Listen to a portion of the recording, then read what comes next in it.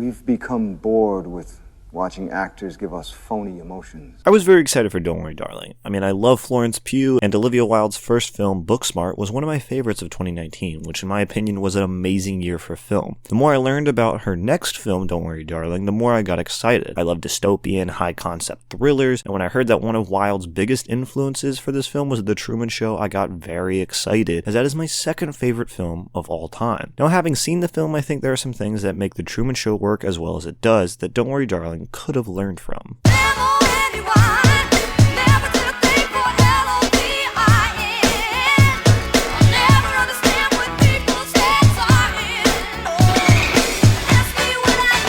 I was really enjoying Don't Worry Darling for most of the film. The cinematography from Matthew Libatique was crisp, and the production design from Katie Byron was beautiful, and combined with a great soundtrack and a really unique score from John Powell, Olivia Wilde really pulled together a great crew for this film. Florence Pugh was amazing as always. Chris Pine proved that he needs to play more villains. The supporting cast is definitely there, they just don't have that much to do, and Harry Styles was really the only thing I wasn't connecting with.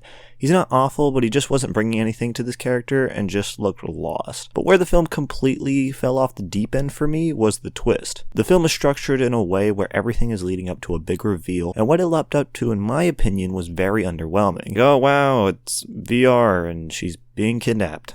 Okay. For me, this raised more questions than answers, and it left me wondering how all of this works. How did this come together? And in general, left me wondering about the logistics of the world and the Victory Project instead of thinking about the actual themes of the film. And I think this film brings up some pretty interesting ideas, but almost has no time to explore them or say anything about them. But I have a solution, and it comes from one of the film's influences, The Truman Show. Both films follow a character who lives what is essentially a perfect life, but slowly discovers the falsehood of their reality and does everything to get out of there.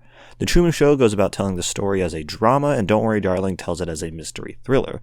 But as I said, the mystery of Don't Worry Darling is so underwhelming, but I think it still could work as a thriller. Besides the difference in genres, one of the main differences between the films is that The Truman Show reveals the truth of his world very early on to the audience, way before Truman knows. In case you don't know, The Truman Show is about a guy named Truman Burbank, whose whole life is a 24-hour TV show and he doesn't know it. The city he lives in is a giant set under a massive dome. His friends and families are all actors wearing earpieces getting fed lines. There are hidden cameras everywhere. The film explains all of this in the very first scene, so we spend the whole film watching Truman go through this fake life waiting for him to see the cracks in the world. The film pulls tension out of the dramatic irony of us knowing what he doesn't. It's the same sensation of watching a horror film and yelling at a character to turn around because the killer is right behind them and they don't know, but we do. I believe if Don't Worry Darling did the same thing, have the audience know what's actually going on way before Alice knows what's going on, it would have been way more intense and even more tense than The Truman Show. Throughout the film, Alice is constantly being told about how dangerous everything is from sources that the audience and even Alice know are trying to cover something up. But if we knew the real danger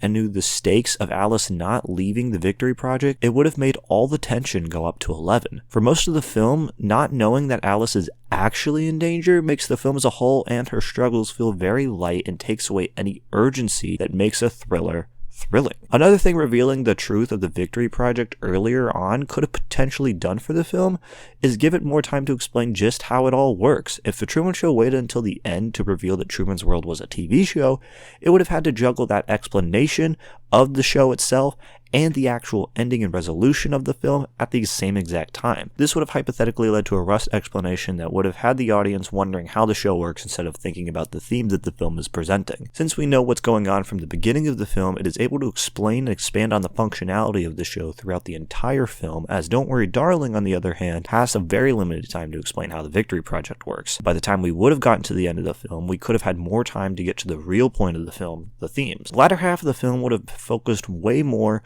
on why the film was even being made instead of trying to put in a bunch of exposition that should have happened earlier. By not doing this, we essentially get two major exposition jumps at the beginning and at the end. By constantly being fed information that we need to understand the world of the film, we never get time to hear what the film is trying to say about our world. I think part of the reason why I was so disappointed by Don't Worry Darling is because I had such high expectations for it based on the impeccable talent behind and in front of the camera. And I know if that the creators were given more time, this film could have been one of the best of the year. But the fact that this film was completed during COVID and is as good as it is anyways, I think that's a victory within itself.